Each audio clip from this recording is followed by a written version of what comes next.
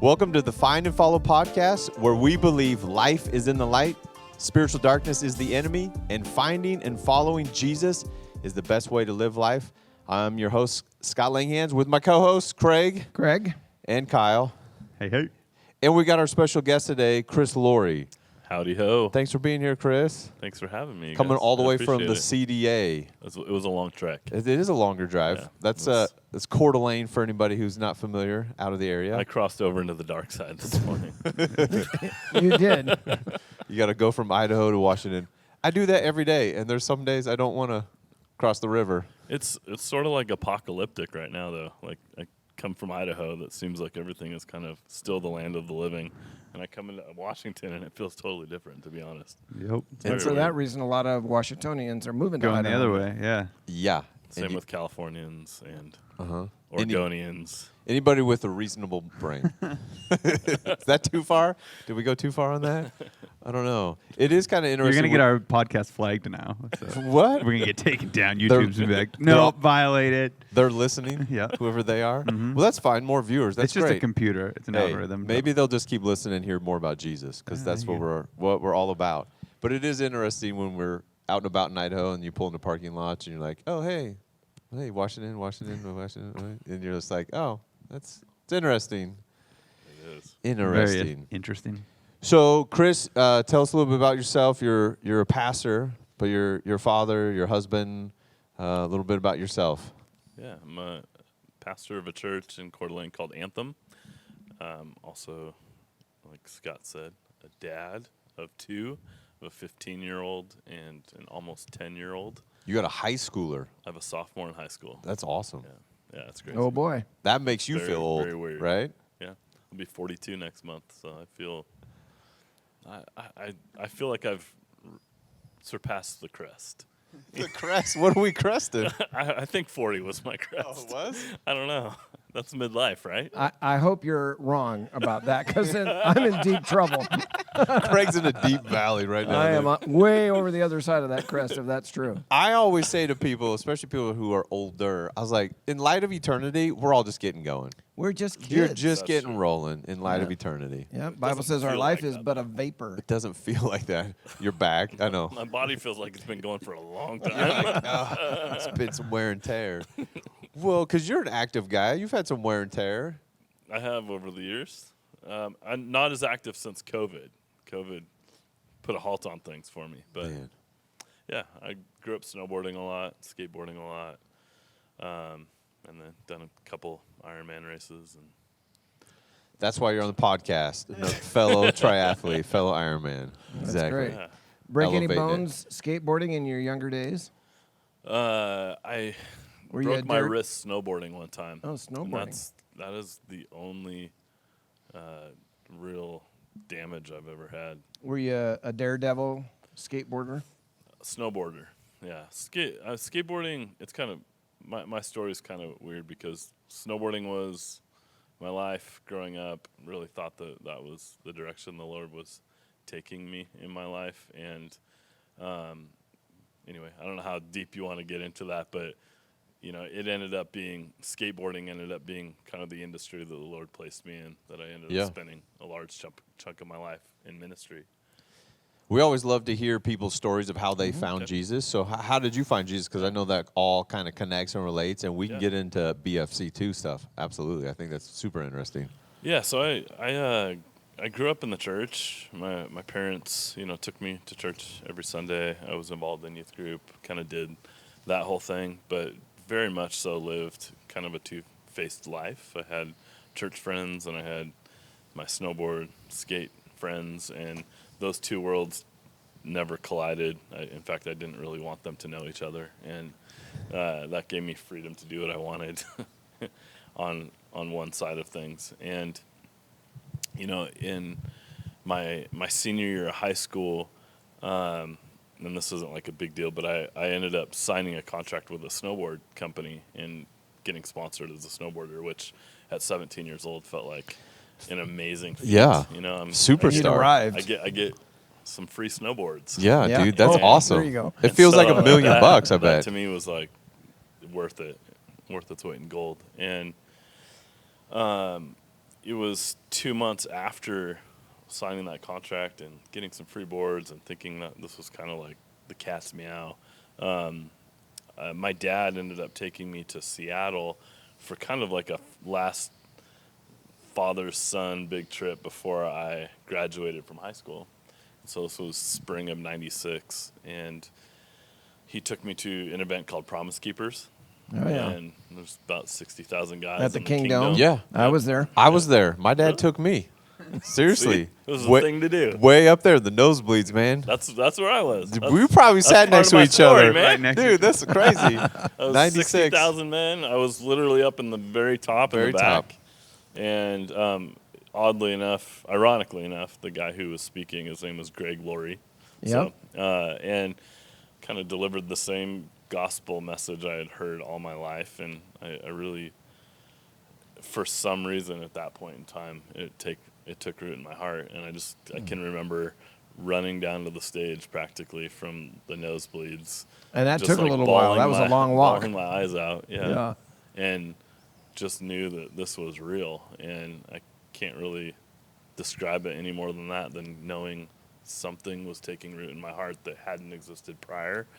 And this whole idea of relationship with Jesus was just fresh and seemed very intriguing versus, I think, growing up in church and being around it, which, my parents weren't like hyper religious. I didn't grow up in a hyper religious church. It was a charismatic church and a very friendly, like amazing church that always preached relationship with Jesus. But that point in time was just, my heart was primed for it. And I jumped in, like all in. And I remember opening up my Bible within a couple months of that experience with the Lord. And one of the first passages I read was 1 Peter 4:10, and it says, each one should use whatever gift he has received to serve others, faithfully administering God's gifts and grace in its various forms. And I remember reading that passage and thinking, well, what gifts has God given me? And at that point, I'm like, snowboarding, man. I got free boards. For sure I got a gift. Theology did not exist at that point in my life. It was just like, hey, what has God given me? How can what he's put in me be a blessing to others? And But that's 100% good theology, because that's just where you were at that time, following sure. Jesus. You're like, all right, I got For gifts, sure. I got talents. What do I do? And in the mid '90s, I think, I don't know that the church knew what to do with skateboarders and snowboarders and kind of that ragtag group. Shut them out. That's Yeah, usually what happened. They didn't get them. Yeah. And so that was part of my story too. Is just always, my personality always feels a little misunderstood. Like people don't get me, just kind of quirky and never really went with the flow. And so I at that point, like reading that passage, giving my life to Jesus, graduating from high school that year, I literally like walked away from everything that summer of '96, and it was like I walked away from all the friends that I had hung out with in high school that like didn't know the Lord. I really felt like there was this distinct separation being done in my life, and I was a highly social kid. And so I can literally remember sitting on the steps of my house that I grew up in at night, looking up into the stars, like bawling my eyes out, going like, Lord, I know you called me to follow after you, but I feel super lonely right now because like I have left these relationships behind because I know they weren't good, healthy relationships for me, but I felt so lonely. So for an extroverted, very social kid to go through a season where he honestly felt like he had no friends that really understood where he was at, it was hard for me. Absolutely. And so that kind of led to my freshman year of college at NIC in Coeur d'Alene, and walked into class, the first class, 7:30 a.m., like Monday morning of college, and sat down at a table with a guy who I graduated high school with that we never hung out together in high school.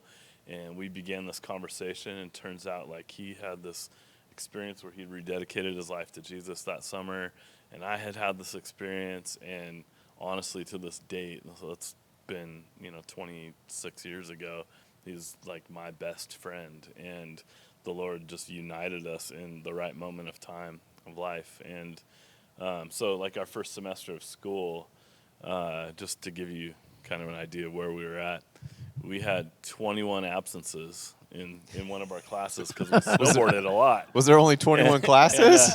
How many times did the class I don't go? even know. I just remember that number. And I remember the professor sitting us down at the end of the semester going like, you guys both have A's in my class, but you've missed 21 classes. And so I'm going to dock you a letter grade just because you weren't here. Oh, no. And we were like, that's cool. That's cool. We got the board. We snowboarded a lot. B is still pretty good. Yeah.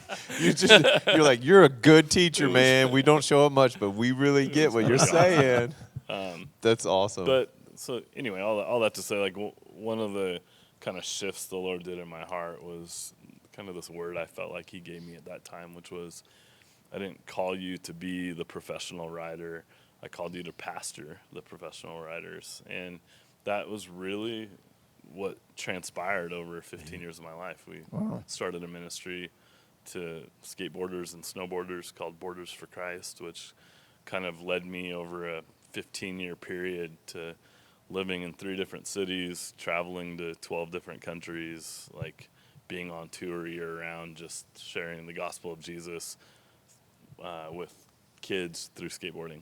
So, yeah, you would show up at a place, put on an expo, an event, have all these guys that could do amazing things with skateboards, right? And you set up ramps and in a parking lot or a church parking lot or somewhere, right? Yep. And you would skate, draw a crowd, and then you would share Jesus with people, and you would see students and people come to Christ and be open to have one of those light bulb moments like you did at the Kingdom, going, oh, wow, this has never sunk in, and where God would use you. And you say we were on tour, which sounds really classy and fancy, but I know it was a bunch of dudes in a van, yes, traveling around the country, sleeping out of a van, like not necessarily with the best hygiene per se, and just late nights and a lot of travel, right? I mean, it was. I mean, 8 months out of the year, we literally lived in a van, put 200,000 miles a year on a van, and pulling a trailer full of ramps and figure eighting across the United States. I mean, in a 10-year period, I've literally got to see every city and every state in the United States, which for a bunch of kids that we were taking on tour with us that were between like 16 and 22, like what a cool experience that they literally saw the country and also got to see God do some really amazing things. And the majority of these guys that would go on the road with us were like sponsored skateboarders, like good skateboarders, but the majority of them did not grow up in Christian homes and came to faith in Jesus through the ministry in some facet. That's so good. Through hanging out with you in a van and the other guys who were like, we're following Jesus. You get a lot of chat time on the road there. And people used to always make comments to us when we were on the road. They'd say, like, oh, it must be so cool to be these evangelists, like living on the road and just sharing Jesus. And which was cool at first. And what I started to realize years into traveling a lot with them was that evangelism was it was just the overflow of what happened, because discipleship really was the heartbeat.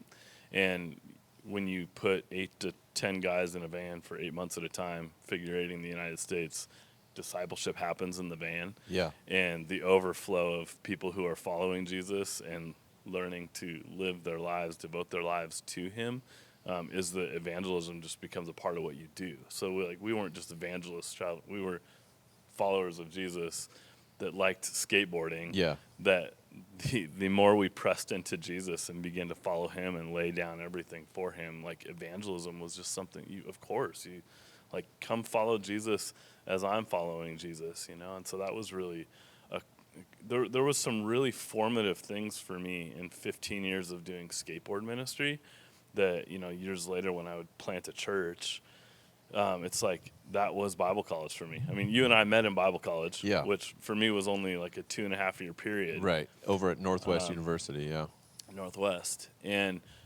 I literally went there just for, I'm only going there for Bible education. I was already 20 years old. I had 2 years of college under my belt at that point.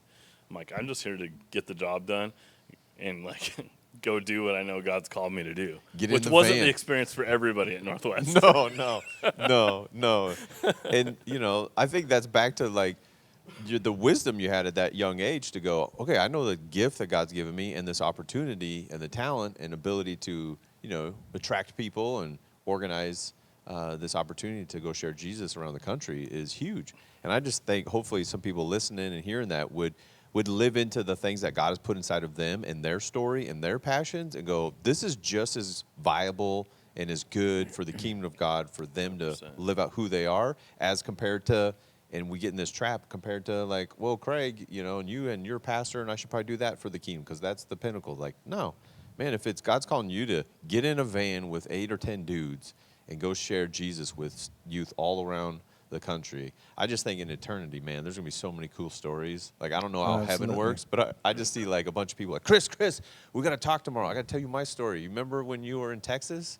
You're like, which time? Like I was at an event and just, I don't know if that's the way heaven works, but just these stories of eternal impact. As you shared too, I thought you have a crisscross the country in a van story too when you were young. It's a little different though. It's a very different story because I was not serving Jesus. Oh, really? What were you doing? We were gone 2 months, my friend and I, and we covered 13,000 miles in 2 months in a van, living out of the van. And we were in about 44 or 45 of the 48 states. Wow. During that time. That was before you were following Jesus. Oh, yeah. Yeah, no, we left on that trip, and I hadn't even turned 18 yet. I turned 18 on that trip. And, we did all the things that people that are not following Jesus typically do, right? I don't know. I just, as knowing your stories, That's I thought, let's get some guys in a van and go across the country with 2 different purposes. Yep.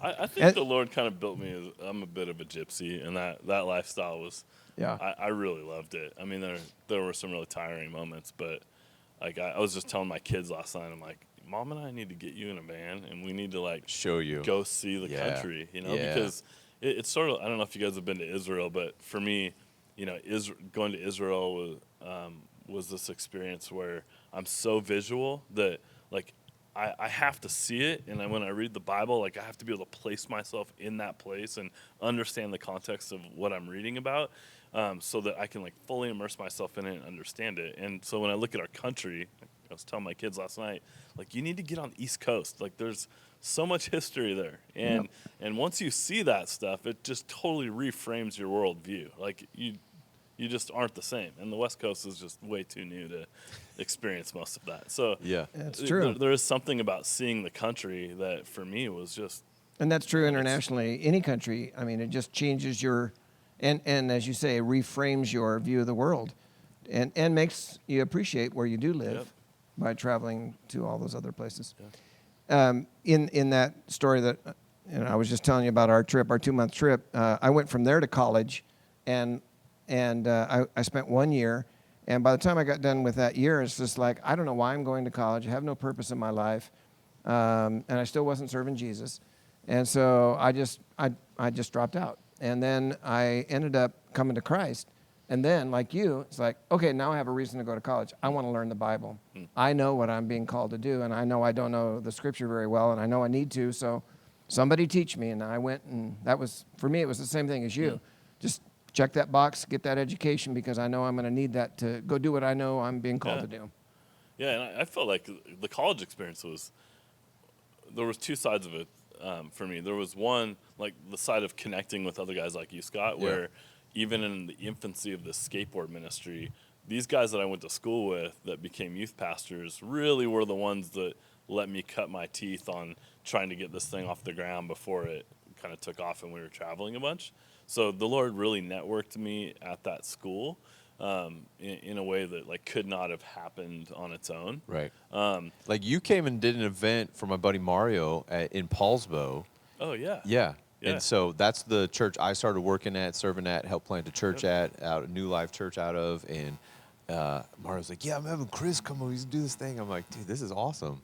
Kyle, didn't we had skateboard ramps here? Did we have that during your time as a student? Not specifically, no. But yeah, we built some ramps out, man, because that was me. I was a little kid who thought I was a skateboarder, right? And so, I mean, we had tons of events like that was like, oh, cool, skateboarders, I'm going to that church, right? Because, I was a snowboarder and a skateboarder, and we had a period of time where it was every Wednesday night for youth group.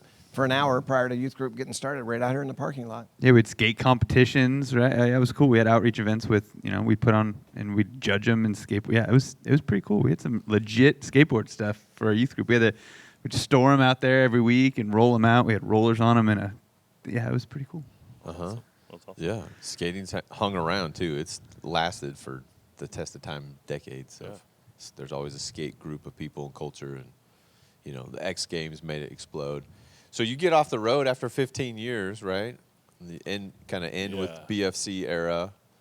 Yeah, so we were in Seattle for 6, doing that full time, and then we moved to San Diego for a few years. And in San Diego, it was really when things kind of took off on a different level with the Borders for Christ stuff, and we were traveling constantly and doing a lot of events and serving with like Luis Palau and like going to festivals and that kind of stuff. And that was a really neat kind of connecting, networking time. And then in 2008, my mom was diagnosed with cancer, and my wife and I had spent 10 years away from home, just kind of following ministry, chasing the dream, like whatever opportunity came our way, we were going to it. And living the beach life in San Diego. Well, even though I lived in San Diego, I was never in San Diego. I literally lived out of a suitcase for like 3 years. It was insane. Yeah. But in 2008, we ended up moving back to Idaho. And I kind of came back here kicking and screaming. Just, I don't know. I'm kind of like a big city kid. I love the city. The way the Lord had networked us, and with what I was doing with Borders for Christ at the time, it just felt like I needed to be in a hub city where there was a lot of skateboard industry, and that was the place to be. And so you picked Coeur d'Alene, Idaho. Yeah, so the Lord was calling us back to Coeur d'Alene. And I can remember being in the moving truck, driving back up to Idaho, and we still had our office in San Diego with the guys running some of the ministry stuff down there, but I was tailing it back north. And I was in the truck, and my wife was with our son in the car driving next to me, and I just wrestled with the Lord like that whole drive up here. I felt like I don't want to go back there, like it's a small town. There's nothing for us. Like there's no way I can run this ministry from there. Like the closest airport is Spokane, and even that's like expensive to fly out of. And I had all these reasons why it was just frustrating that I was having to go back there, but knew the Lord was taking us. And the Lord like spoke to me so clearly in that truck, and he just said, I'm literally taking you somewhere where you'll get no recognition for what you do.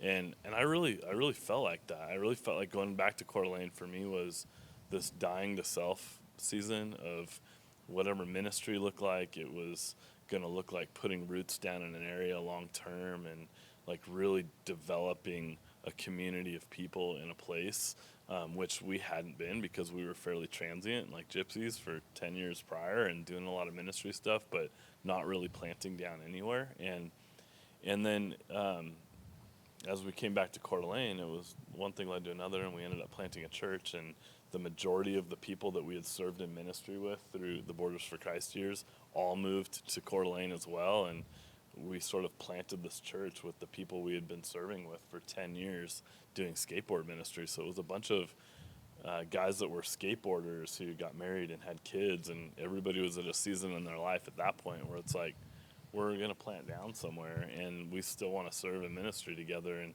so we literally started a house church. Like it was we had these Monday night BFC discipleship groups in Coeur d'Alene, Seattle, and San Diego going for 10 years. So whenever the guys weren't on tour, they had to be plugged into these discipleship groups. And when we came back to Idaho, I thought, like, these discipleship groups are great, but they don't reach the families. And these guys are married now, and they have kids. And so we were like, forget, like, the discipleship groups the way that we've known them. Let's just invite everybody to bring their friends and their family. Let's have dinner together. Let's worship together. Let's open up the Word. Let's pray. And let's make this like a family effort. And within the matter of like 2 or 3 months, there was, 70 of us in a house, and we couldn't possibly like keep that going long term. And we just looked at each other at one point and we're like, maybe there's something different that the Lord's doing here. Like The van is a let's little plant a bigger church. now, you know? Yeah. So, I just envision like all the guys now married and kids and stuff. You're like, well, we need 10 vans on the road now. Everybody traveling. It just Totally. doesn't work. But it's the same thing you were doing. You're discipling each Yes. other, hanging out, following Jesus, and it's just different season of life. You're like, we kind of need a little more stability and like a house and maybe a spot where my kid could go to school, but still following Jesus. Yep. That's awesome. And so that's the start of Anthem. So I didn't mean to plant a church. It kind of happened. It's the overflow of being the church and following Jesus. People come to know him, and people are getting connected in community. Yeah. Never really thought this would be my lot in life.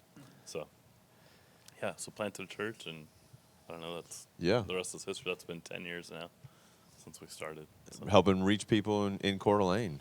Yeah. Yeah. And then our church has gone through iterations. Like we planted 2 years later, we merged with a 60-year-old church in Coeur d'Alene, and I took over for the whole thing. And then we planted a second campus of that church 3 years later. And then we were running 2 campuses and we didn't know what we were doing, honestly. I don't know if I even know what I'm doing today, but like from the beginning, it really just has been like I want people to know Jesus, and I want to do my best to be faithful to what God's asked me to do and teach the Word. And a year ago, we decided to take the 2 campuses and turn them into 2 autonomous churches. And so now and then my wife and I ended up going with the new plant downtown. And so we're now like a little over a year into almost replanting again. So I've kind of seen church plant, I've seen merger and like revitalization of a dying church, and then now kind of replanting again. And I'm thinking this is my last gig. We already covered it. You're too old to do anything new. Yeah, exactly. You're so over the hill. Which is probably not true because of how you're wired and the way Jesus is using you. But whatever is for the future. So you guys are Anthem CDA, Anthem Coeur d'Alene, meeting at a middle school, right? Or high school? We meet at Boys and Girls Club. Boys and Girls Club. Yeah. And then on 95, is it still Anthem Friends? Anthem Hayden. Anthem Hayden. Yeah. Okay, so Anthem Hayden, which is kind of sister church, like you said, but autonomous. So if people are driving by north on 95 in Hayden, they're like, oh, is that the Anthem? Yes, but no, that's, still reaching people for Jesus in the CDA, which is awesome. Yeah, it's been this whole idea of kind of contextualizing church has been really good for us. I mean, we went through like a 1.5-year cohort with Tim Keller, and like we're kind of learning about like church in the city and what the future of the church would look like. And so the whole idea of 2 campuses for us just started feeling really inconsistent with how we were wired, because it felt like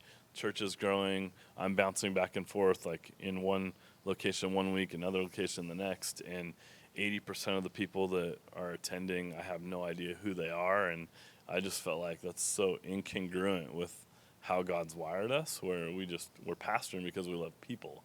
And at the point that you don't know the people, it starts feeling like you're not actually pastoring. Yeah, there's a difference between a shepherd and a rancher.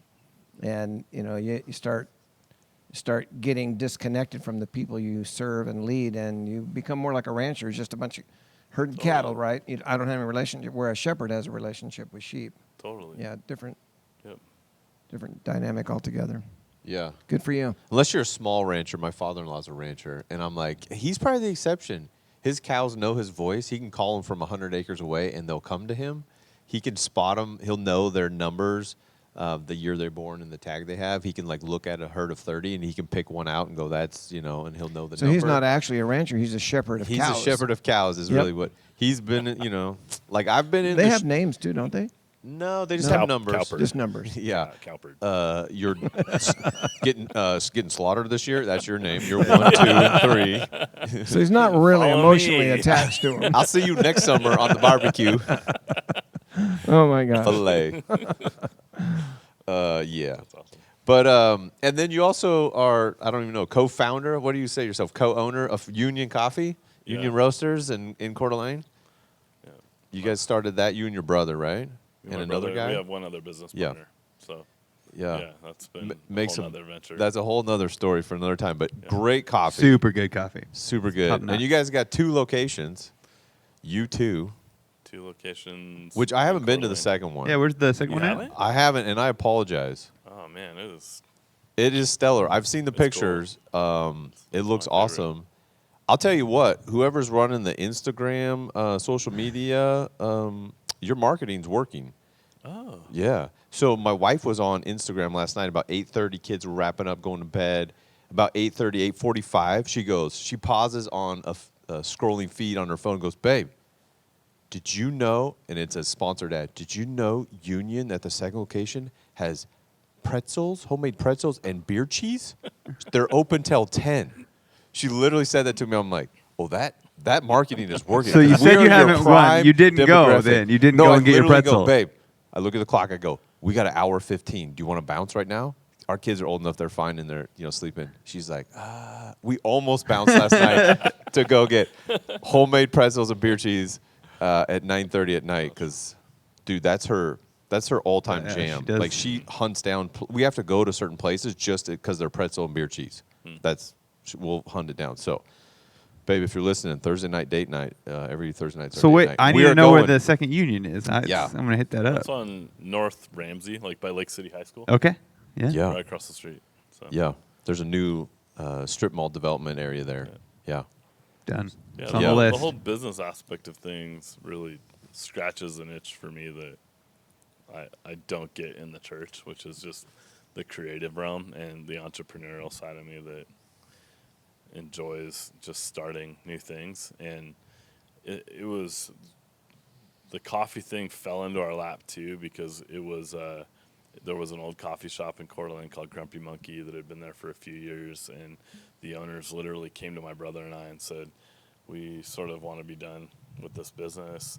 Are you guys interested in buying it? We think you guys would be kind of cool guys to take this over. And so, yeah, one thing led to another, and another friend of ours said, I'll put up the money if you guys want to do it. Like, so he gave us a private loan, and we bought the land and renovated the space and got it going. And for us, like the coffee side of things, like a win for us is not money in the bank. It really has been seeing our shops full of people and watching the conversations that happen over a cup of coffee. I mean, that's from day one for us. It's like there's people in there and they're talking over a table. I'm good. I don't even care what they're drinking or if they spend a bunch of money in there. Like there's something that atmosphere provides that a church doesn't. And so I'm also intrigued by this whole idea of like, I think that's the direction church is going. Yeah. Like, how do churches begin to provide spaces for community to actually be built, for conversations to happen? Because I think historically church has been really good at providing venues for people to gather in once a week, but not necessarily venues where community takes place. And when I look at, you study like the synagogue in Jewish culture, and interestingly enough, it was kind of like a pub. There was a lot happening there. I mean, it wasn't just religious services. It was actually people gathering and congregating to spend time together. And I just wonder sometimes like what it looks like for the church to begin to be that space, the space, the overlap, because that's really what the church should be, bringing people together, both the lost and the found, and they should be congregating together, and we should be encouraging those conversations. And it doesn't seem like we've done a really good job of that over the years. That's so good. No, we tend to get separate and isolate and segregate and allow only a few people in, and somehow we took the word where it's like, hey, don't be, connected with the world, like you're in the world but not of the world. And we kind of took that and applied it incorrectly, I think, where it's like, hey, no, you know how discipleship happens? You get around people, and you got to get around people who don't know Jesus and get in a van or get in a small group. As a matter of fact, that's exactly what Jesus got criticized for by the religious establishment of his day, because he was hanging out with sinners. Yeah. Like, what are you doing? Why would you hang out with those people? Yeah. And he said, well, that's who I came to seek. Yep. Yeah, that's Uh-huh. great. Yeah, and it's always good for life changes to happen, whether it's at a coffee shop or, location. We get a little hung up, I think, on it. But if it's at a home or a building that is used for church gatherings, or if it's at a school, or if it's at a workplace or a coffee shop or a pub or wherever, like Jesus changes hearts around the world. I've planted 2 churches over the years, and we just recently planted another one here. But the other 2 that I'm thinking about, one of them started in our home. Then we met in our garage. Then we met in in a rented a space that was rented for parties and beer bashes and stuff like that. In fact, we'd often have to mop the floor on Sunday morning after whatever happened that night, Saturday night before. In a beer bash. Yeah, I've never been to a beer bash. I mean, maybe I have. I've just never called it a beer bash. Well, actually, I think the we beer, have been to the beer beer- bashes. We no, still the- call it that. Well, yeah, okay, maybe that's an old term. And then we met in a hospital conference room across the hall from the morgue. I mean, we made church. Oh, you could have a lot of good life and Hey. death conversation Oh, right I there. know, and there's Jesus the oh, yeah. resurrection. We've heard all the other. Oh, man, some yeah, the good one-liners jokes. and stuff. Then the church we started in Grand Coulee, we started off meeting in a guy's garage who was he owned his own butcher shop and did meat, and then on the side, people that went hunting, they'd bring their deer and stuff to him, and he'd do the processing. So he'd often have deer hanging in the garage, on a hook, and we're meeting over in this corner over here with some chairs around, a guy with a guitar, and that's how the church started. It was fun, realizing we don't have to be in a church building. No. Did you ever have a lamb? Like you could have an instant visual aid prop, Lamb of God. and you Just can put it have up on I the don't- front, like the lamb led to don't the remember slaughter. anything like the lamb. Yeah, no, I don't remember Too that. many good things there. Yep. Yeah. Anyway, all of that to say, it doesn't matter what kind of building or environment you're in. If Totally. people are relating and trying to help each other follow Jesus, then Yeah. that's church. Yeah. And I think there's kind of a shift happening with church buildings in general, where I don't think there's anything wrong with a church building, but I think that definitely culture shifting to try to figure out how multi-use a church building can become. Because if the goal is to reach the lost, then we need to take what we have and figure out how we're leveraging that in such a way that it's providing resources for the found and drawing in the lost. And I don't know, the whole building thing for me has been this amazing study over the last couple of years of watching what God's doing in inner cities, even with old church buildings, and without developers buying those buildings and tearing them down and putting up condos. Like, how does the church keep its footprint in a metropolitan area, in a downtown corridor of a city, for the next 100 years? Yeah. And the only way to do that is not to just continue what you've always been doing, but to take these spaces and this footprint, this gospel footprint in downtown corridors, and revitalize them for gospel purposes. So There are a lot of church planters getting connected up with older church buildings and leaders whose congregations have shrunk, and they're looking to reinvent themselves and hand off the facility. And I've heard lots of stories about church planters, not unlike what you did when you did the merger over in Coeur d'Alene.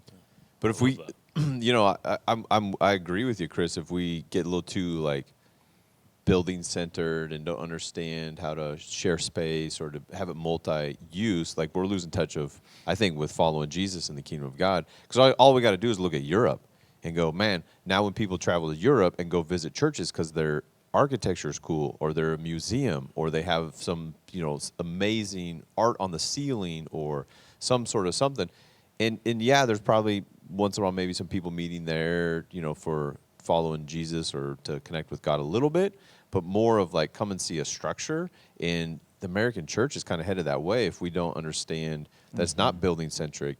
And the idea if you want to plant a church or start a church, okay, where can we meet? So let's start with a building. yeah. That's, I think, just so backwards thinking. It's not the kingdom of God thinking. It's, hey, who are the people in my life? What am I already doing?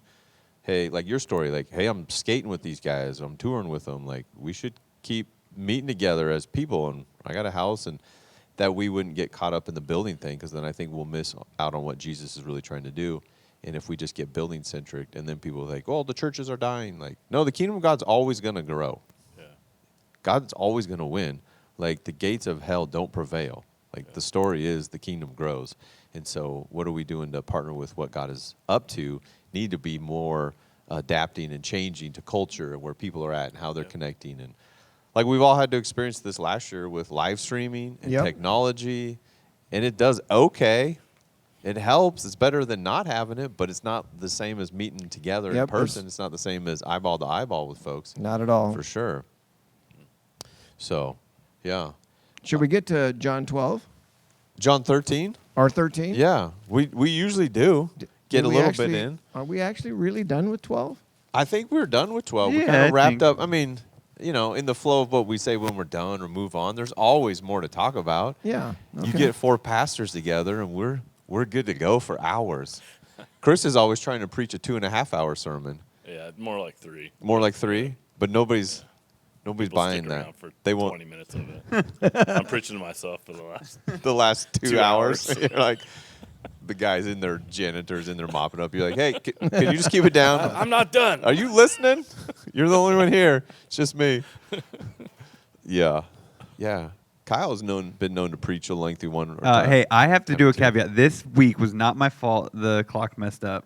I thought I was under 35, and I looked back. I edited it yesterday. It was 44, and I was like, What hey, happened? the clock messed up. Oh, Don't there's a even clock. on me what happened, mister. You were back there on the computer. I shared an extra story because I thought I had enough time because the clock messed up on me. We had a little technical and I was like, difficulty. oh, 44. I thought I was under 35. Even my grandson Owen made a comment to me this week. He said, "Yeah, it was really long Sunday." And I said, "He says I'm not normally sitting in there the whole time, and it was long."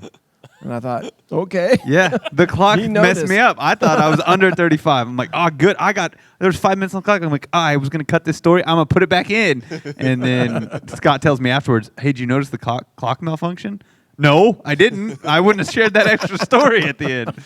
So, yeah. It happens. It happens. 44 minutes. It's all a little right. bit. We're Hey. good. We didn't have a video. I More think we were people still- sharing about, hearing about Jesus. Yeah, that's good. It's getting them connected. Yeah. Yeah, I don't know. We're running out of time today to really dive in too deep on John chapter 13. Oh man, there's We so could go. much. We in could go chapter a 13. two-parter episode. We could go this two-parter weekend, and next week. Start the conversation. Tune back in. But we're in this. John's taken, I don't know how much, a big chunk of his eyewitness account centered around this last week with Jesus and the death and resurrection, because it is the focal point, foundation of our faith. Like if the death and resurrection didn't happen, like our faith is useless. But a good thing Jesus is God and died for our sins, conquered death. It was impossible for death to hold him down, and he rose again. And so they're having, just before the Passover feast, they're having this moment. Jesus does with his. It's a pretty common or really well-known situation where Jesus serves his disciples by doing a daily meaning. What word am I looking for? Menial. Menial. Thank you. I didn't know where you were going. Yeah, Honestly. he's like the grammar meaningful. expert. What do you say? Yeah, I don't know. no, menial. Mr. Valedictorian over here. He's always got me covered. But he's just loving his disciples, and I just got even just through for one verse, and I was like, man, we could talk for 20 episodes on this. But he just showed him how much he loved him till the end. The NIV that I have says the full extent of his love, just that he continued to love them and what love really is. In this situation, just he's serving them. Yeah. The phrase there, he loved them to the end, in the margin of my Bible, they offer a couple of other suggested understandings of the word, because the word's really a rich word. He loved them to the uttermost is one translation. Yeah. Loved them eternally. The idea that he loved them with all he had, right? Like he didn't hold back anything right up till the time of his death and resurrection. I love how John does that sometimes with the way that he writes, right? Grace on grace on grace. Like this idea that it's like, okay, here's what you understand love to be. And like, but when I experienced that in Jesus, I experienced love, but then I experienced love on top of that love. Yeah. Right? Like love till the very end in its fullness, in What do you its think abundance. he's driving at in this situation when he's saying till the end, to the full extent, till it's like crazy amount of love? I don't know how theologically accurate this is, but when I read John's words and understand the way that he describes these things, and I understand his experience with Jesus, and I just feel like everything that he does in describing his relationship with Jesus is like this abundance, right? And so I picture a guy who's had relationships and had experience and experienced love, or what he would define as love, and then he meets Jesus and experiences that in an abundance that he didn't even think was possible. Right, and he talks about these experiences of grace, and he talks about this understanding of like, I look to the Old Testament and I look to the Jewish understanding of what grace was, and we knew that God was gracious. And in Jewish culture, we've always understood this gracious God, and then there's Jesus. And so like grace exploded, and like grace is personified, and it's grace on grace on grace on grace. And he understands this idea of love and light and all. But now there's Jesus, and it's like, I mean, he almost can't do it justice in his words to describe the personification of that now in human form and in relationship with me. He's going like, I felt it.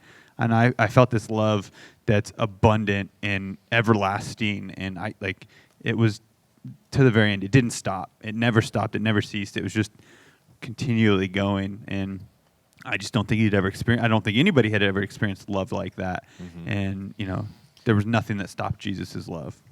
Absolutely. And yeah, I was asking myself, like, what does this mean? It's the task of, he took the task of the servant to do this practical thing of like, hey, they walked around in dirt.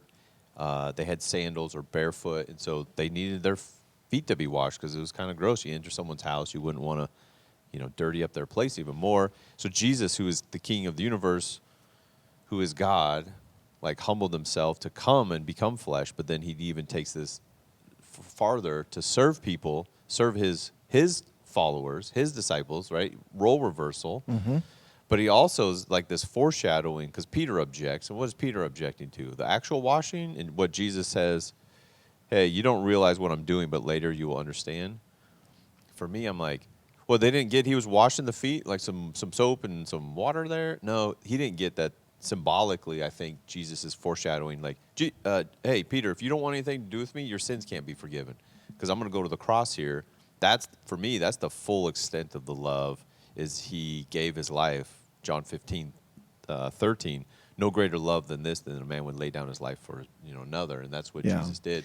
To pay for their sin, to provide for the resurrection to be possible.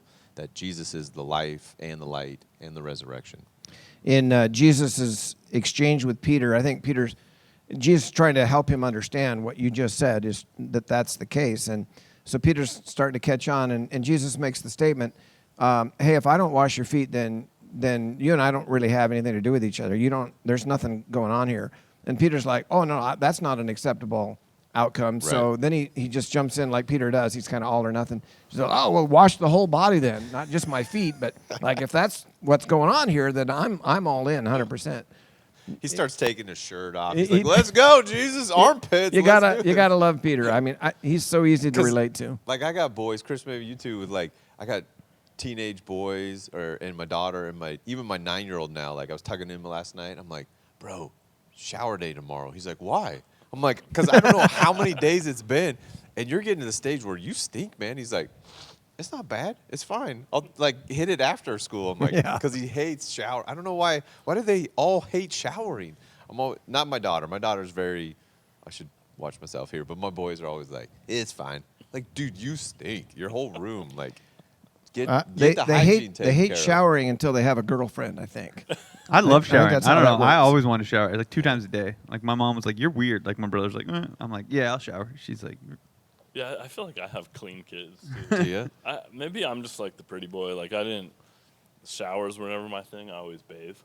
So, Really? like, I always take baths. Really? Yeah, my kids take baths. Wow. So unless we're like really in a hurry, but man, there's nothing like kicking back and reading in the bathtub. I've been known to take a bath or two in my day. I kind of like, there's some relaxation and stuff. 1 or 2?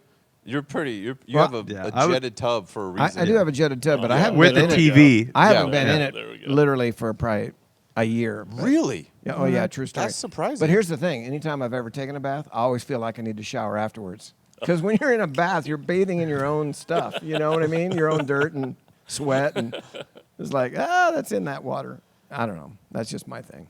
I get on tangents. My bad. Yeah. Anyways. Hey, back Jesus, to... Did you have something you wanted to share? Well, I think, go ahead. I think it's interesting with that passage. Like he loved them to the end. Like we know that Jesus is the reference there is that he loved them eternally. But I also think like when you look at the life of Christ, there's always this like go one extra step. Like you give him the coat off your back. Like go an extra mile. You just talked about that, Kyle, on Sunday. I spoke about it for like 44 minutes or so on Sunday. It's really good, Chris, if you want to listen. Like when this reference to he loved them to the end was like almost he loved them like nobody else could. Like because our love for one another on this earth is it's temporal, it's short-lived, it's transactionally based. And Jesus' love for us it not only carried with them till the end of his life on this earth, but it went one extra mile. And I think that's, again, like to highlight the grace of God, to continually go the extra mile with those that that would spit in his face. Yeah. It was so amazing. Yeah. And I think you guys both referenced it, and there's something going on here that's tangible, right? That there's that the verbiage here is that he showed them that. Yeah. Like, and I think John specifically, as he's penning this, goes like, it was not this like ambiguous type of like, I love you and I care about you because, you know, I'm supposed to, or because you're important to me. Like, it became more and more tangible as Jesus' life went on, and they saw it, and they go, like, this is, I think, again, for John, he goes, this was love now that I could touch. I could feel it, and he showed us the full extent of his love, that it's real deal, and it's going to continue. And John's, like, Scott, like you said, he's leading up to the fact where it becomes, like, abundantly clear in the fact that he died for us. Right. That John's like, he's showing us. He's not just talking it, he's doing it. It's what real love is. And We skipped over verse 3 a little bit in our discussion of this passage, and I want to highlight it. Jesus, knowing that the Father had given all things into his hands, and that he had come forth from God and was going back to God. And he alludes to that also in verse 1, knowing that his hour has come, that he would depart from this world and go to the Father. Jesus is self-aware in this moment, very, very aware of who he is, where he's come from, that he's the creator, that he's the Lord, that he's the king, that he is God himself and human. He's very aware of all of that. He also knows that the devil has entered into Judas's heart. And knowing all of that, he still takes off his outer garments, wraps a towel around himself, and does this menial thing. And I can't comprehend what it might have been like or what it would have felt like for the disciples. They don't quite get it, perhaps, but Jesus is fully aware of what's going on. Can you imagine Jesus in human form kneeling at your feet and washing them and performing that kind of a task? I mean, that's just mind-blowing to me. And what to your point, Kyle, what a demonstration of the love that he has for him when the creator of the universe would do that lowly of a task. And Amazing. menial. Menial. And to Chris, your point, the extra mile, I'm always caught off guard, blown away by the fact that he did that to the one who Satan had already prompted. In just a short moment, Satan would enter Judas and help lead him to do what he was going to do. And yet Jesus is washing his enemy's feet and serving him. That, for me, is like the full extent. Like, that's the extra 27,000 miles And where didn't Jesus, he's loving them. Didn't he on a prior occasion teach us to love our enemies? Yeah. And now he's demonstrating what that looks like. Jesus always walked the walk. He just didn't talk about it. So, Chris, we really appreciate you joining us today and sharing your story. People were encouraged. I know they'll be inspired, and hopefully some people will live out their passions and follow Jesus. And so thanks for being here. Thanks for tuning in. We'll catch you next time. You can help people find and follow Jesus by subscribing to the podcast, sharing it with some friends, and leaving a review so it's easier for others to find it.